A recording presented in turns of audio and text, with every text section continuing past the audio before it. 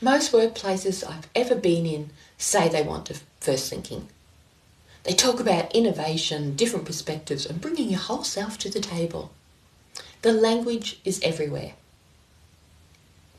But if you look at what happens in most team meetings, you tend to see the same dynamic. A few people talk, the others defer. The familiar ideas get airtime, and the unconventional ones don't. So, what does it look like when a team genuinely uses diverse thinking? And what creates the conditions for it? That's what we're exploring today. And if we haven't met before, I'm Trish Goodfield. I've been making lots of distinctions across this series. I do this because it brings assumptions out into the open, and it gives us an understanding to continue with shared meaning. So here's another distinction. You can have a room full of people who are different in every demographic sense, background, culture, role, and still end up with groupthink. Because difference in a room doesn't automatically produce difference in thinking. What makes diverse thinking happen isn't the composition of the room, it's whether the conditions exist for people to use what makes their thinking different. Weird wisdom is not a diversity buzzword. It's the practical application of diversity of thought. It's not enough to have different people in the room. You need to know how to make those differences work together. And that takes specific learnable skills. And it starts with creating the conditions. Teams that genuinely use diverse thinking share some common behaviours. None of them are particularly complicated, but they have to be practiced. First one is they invite the different perspective explicitly. Not just by hoping someone will speak up, but by asking, what's a perspective we haven't heard yet? Is there someone in the room who sees this different? Explicit invitation changes who feels welcome to contribute. Second condition, they treat disagreement as a resource. When two people see something differently, they don't race to find the compromise. They get curious about what each perspective is pointing at. What are you seeing that I might be missing? Is a question that turns disagreement into discovery. The third way is that they protect ideas before they critique them.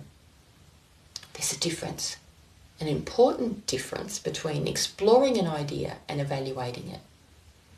The best teams do those things separately. Let's build this out before we pull it apart. Is a norm that protects unconventional thinking long enough to see what's in it. The fourth way, they close with learning, not just action. They ask, what did we discover today that we didn't know before? Is a different closing question than, what are the next steps? Look, both matter, but the first one shows that thinking itself is valued, not just the output. Now that we've done the ways to invite more diversity of thought, here are some specific team behaviours that reliably shut it down. I want to name them because they're often habitual, which makes them invisible until someone points them out. First one is status asymmetry. When hierarchy is strongly felt in the room, junior people defer, and the senior people don't hear what they most need to. The fix isn't to eliminate hierarchy, it's to actively counteract its effect on who speaks. Second is speed pressure. When the agenda is too full, when there's no time to explore, the unconventional ideas get pushed out because they feel inefficient. Build in deliberate space for exploration. Even 5 minutes changes what's possible. Third way is homogeneous framing. When the problem is defined in a way that only invites one solution, alternative thinking can't find a foothold. Starting with how might we, rather than the solution is, opens this frame. I've pulled together specific language, exercises and approaches for these in my Weird Wisdom in Meetings resource.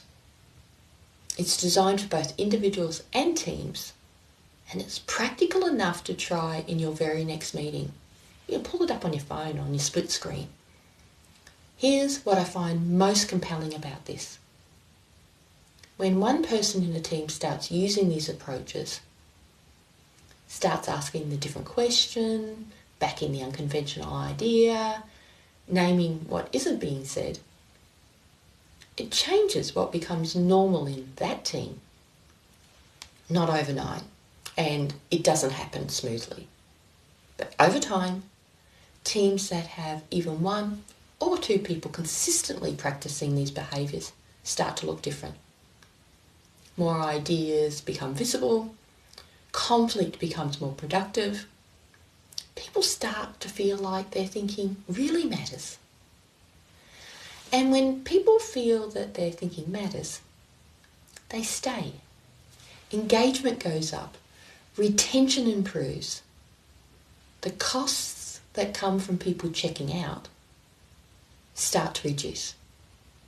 And this is why I say Weird Wisdom isn't fluff. It's practical. It shows up in the bottom line. Here's what I would like you to try before the next video. Pick one behaviour from today and try it in your next team interaction. Maybe it's asking, what's a perspective we haven't heard yet? Maybe it's protecting an idea before critiquing it.